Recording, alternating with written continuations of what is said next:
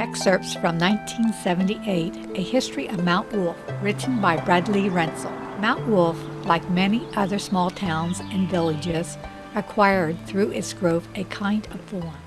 The stories we hear and tell are about peeping toms, town drunks, ruthless gossips, full-time loafers, those who were a few bricks short of a full load, and grouchy as well as lovable old men and women. Most of us came to know somehow who in town had money and who didn't. We also discovered, without being told, who were the devout Christians and who never darkened the doorways of our churches. But everyone had a place and was appreciated, or at least tolerated, and was missed when they died or moved away. I wanted my account of the town's history to recollect that form and its character. The beginning for the area was in the early 1800s as a midway train stop between Amexville, Liverpool, now Manchester Borough, and New Holland, now Saginaw. The station was first called Mount Camel in honor of Thomas Camel, who was instrumental in urging rail completion to Harrisburg. In the late 1850s, the station and post office were later known as Mount Wolf, after George H. Wolfe, who was a store and warehouse owner, station master, and postmaster. August 23, 1910, Mount Wolf was incorporated as a self-governing borough. For more on the history of Mount Wolf, visit www.mountwolfborough.com or read the 2010 A History of Mount Wolf, written by Brad Rentzel. The following narrative, written by Herman Greiman, attempts to recreate a typical day in the town of Mount Wolf during the period 1910 to 1915. The first trolley car arrives at 5:30 a.m. from York with one or two workmen who head for the wire cloth plant. A paper carrier picks up a bundle of papers, the York Gazette, which he immediately starts distributing. The first stop is at the Henry B. Hoff home. The trolley car for York sounds its whistle at Walnut Street to notify students and workers of its arrival. This 7:20 a.m. car usually picks up a dozen or more passengers at Mount Wolf. Wagons are pulling out of Wolf's with lumber, cement, and fertilizer. Factory workers have started the afternoon shift, and the town is quiet.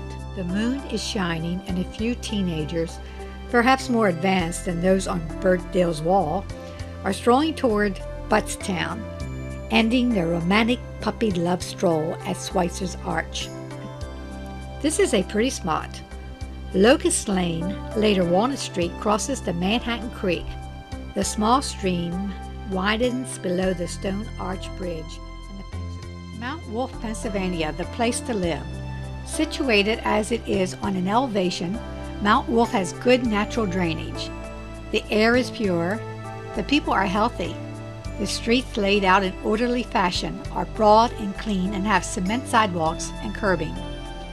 There are many neat, comfortable, and attractive-looking homes, and paint is used freely to preserve their fine appearance.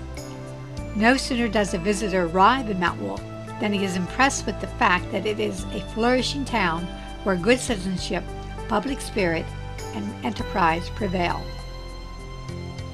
Buy a lot in Mount Wolf and then build a home, or consult those who build houses for sale and can satisfy your wishes. The prosperous borough of Mount Wolf has a population of 1,000. 90 out of each 100 families are homeowners and home lovers. This is from an advertisement introducing Mount Wolf found on the inside cover of the 1924 edition of the booklet, Wolves in Mount Wolf. As a result of the steep grade on the railroad between the summit and the river, practically all freight trains going south through town required a second locomotive, a pusher, on the rear. The pusher was detached at the summit and back to the town of Cly, where it stood ready to push another freight. There were many freight trains between 1910 and 1930. One can imagine the soot, cinders, and noise accompanying the pushers, plus the same with the regular freight and passenger trains. At this time, of course, There were 2 tracks, and it is remarkable that so few persons were killed crossing the tracks, about 2 or 3 in 20 years. There was a simple bell warning at the main crossing, but what made it so dangerous at night was the fact that in those days, headlights on locomotives were no brighter than a regular kerosene lantern. It may be hard to realize that each week during the summer months, a caretaker would stop off at the Mount Wolf depot to cut the grass and trim the hedge and shrubbery. The waiting room of the depot was kept spotless. Considering the cinders and smoke, passenger cars were kept fairly clean. When the Broadway Limited sped by at 6:15 each evening, headed for Chicago, it was a sight to behold.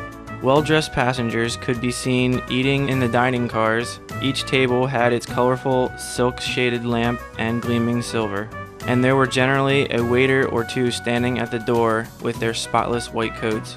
Quite a show. 6 local passenger and 2 local freight trains stopped at Mount Wolf daily. That when the diesel engines displaced the noisy and dirty steam engines, when train travel became clean and more comfortable, the automobile and airplane took away the passenger business. The sign, Mount Wolf, was ripped from the station. No more lawn, no more flowers, no more passenger train.